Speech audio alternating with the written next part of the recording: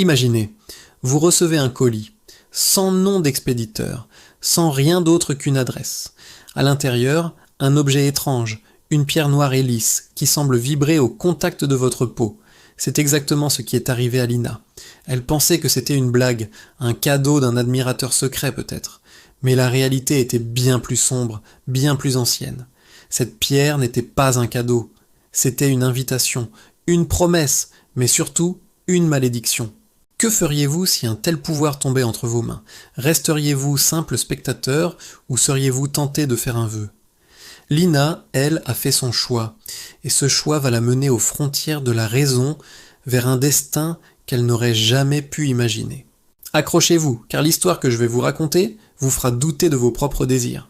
L'histoire commence donc avec Lina, une artiste talentueuse mais qui peine à se faire un nom. Elle vit dans un petit appartement, entourée de ses toiles inachevées et de ses rêves de gloire. Un matin, ce fameux colis anonyme arrive. À l'intérieur, l'artefact. C'est une pierre d'un noir profond, d'une matière inconnue, étrangement chaude au toucher, aucune inscription, aucun indice. D'abord méfiante, puis fascinée, Lina la pose sur sa table de chevet. Très vite, des rumeurs commencent à circuler dans son entourage. Des amis lui parlent d'une légende urbaine, celle de la pierre des vœux perdus, un objet capable d'exaucer les désirs les plus profonds en échange d'un prix mystérieux. Lina rit, balayant ces histoires d'un revers de la main.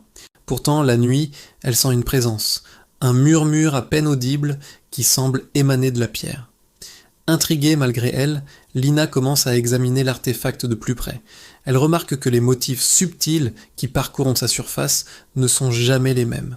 Ils semblent bouger, se transformer quand elle ne regarde pas directement.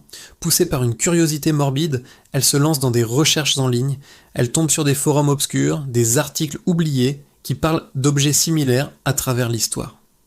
Le point commun entre tous les récits, les propriétaires de ces pierres finissent toujours par disparaître sans laisser de traces. Son sang se glace lorsqu'elle découvre une vieille photographie datant du 19e siècle. On y voit une femme, une artiste elle aussi, posant fièrement à côté d'une pierre identique à la sienne. Et le plus troublant, c'est que cette femme lui ressemble trait pour trait. Le doute n'est plus permis. Ce n'est pas une coïncidence. L'objet qu'elle possède est réel et il est dangereux. Une nuit, n'y tenant plus, Lina s'assoit face à la pierre et à voix haute, elle interroge l'objet. « Qui es-tu? Que veux-tu » Un silence. Puis, une voix s'élève, non pas dans la pièce, mais directement dans son esprit. Une voix douce, ancienne et incroyablement persuasive. L'artefact lui explique qu'il peut réaliser son vœu le plus cher. La gloire, la reconnaissance, tout ce dont elle a toujours rêvé, mais il y a un prix. Quel était le prix? Demande Lina, le cœur battant. La voix reste vague, énigmatique. Le prix est progressif, murmure-t-elle. Un petit sacrifice pour un grand gain. Cette nuit-là, Lina fait un cauchemar terrifiant.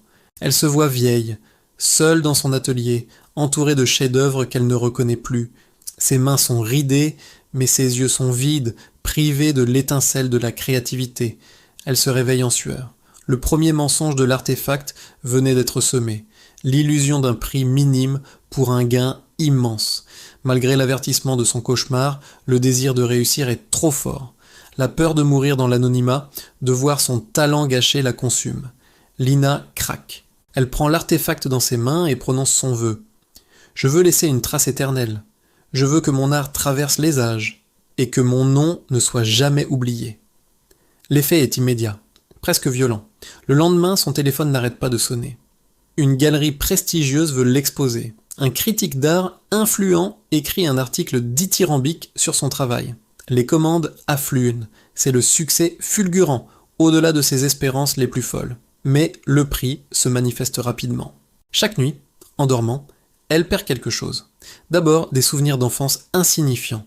Puis des moments plus importants. Le visage de son premier amour, le son du rire de sa mère.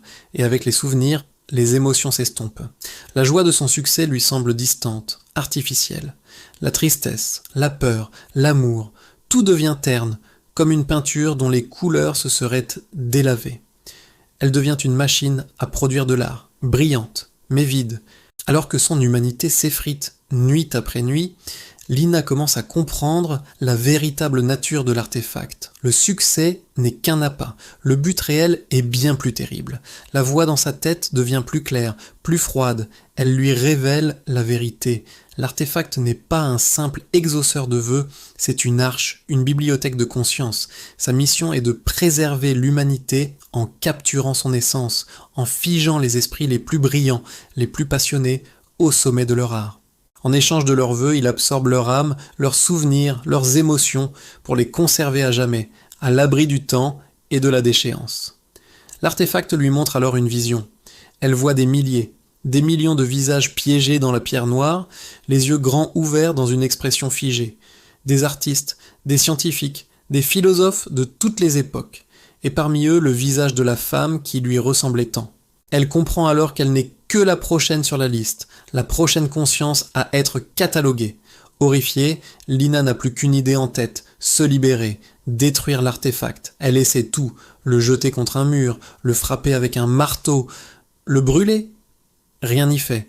La pierre reste intacte, froide et lisse. La voix se fait moqueuse dans sa tête. Tu ne peux pas me détruire. Tu m'as fait un vœu. Tu m'appartiens. Dans un dernier acte désespéré, elle réalise qu'il n'y a qu'un seul moyen. Elle ne peut pas détruire la prison, mais elle peut peut-être la surcharger. Elle concentre tout ce qui lui reste de volonté, de souvenirs, d'émotions, et formule un dernier vœu silencieux. Prends tout ce qu'il reste de moi maintenant. Une lumière aveuglante émane de la pierre. Une douleur fulgurante la traverse. Et puis le silence. Le dernier souvenir de Lina est celui de son propre visage se figeant, rejoignant la collection infinie des âmes perdues. Elle devient la dernière conscience absorbée par l'artefact, qui, sa mission accomplie, entre dans un profond sommeil. Des siècles, peut-être des millénaires, passent. La poussière recouvre l'atelier, les civilisations naissent et meurent, et un jour, un archéologue, explorant les ruines d'une ville oubliée, découvre un petit atelier d'artistes. Au milieu des toiles pétrifiées, il trouve un objet, une pierre d'un noir parfait, lisse, étrangement chaude au toucher. Et à sa surface, un unique visage, celui d'une jeune femme, les yeux grands ouverts, fixant l'éternité. Cette histoire nous rappelle que nos désirs les plus profonds ont souvent un coût caché. Le prix du dernier vœu de Lina fut son humanité même. Si cette exploration des recoins sombres de l'ambition vous a plu, n'oubliez pas de laisser un pouce bleu, ça aide énormément la chaîne. Et surtout, si ce n'est pas déjà fait, abonnez-vous et activez la cloche pour ne manquer aucune de nos prochaines histoires. Merci d'avoir regardé jusqu'au bout et à très bientôt pour une nouvelle aventure.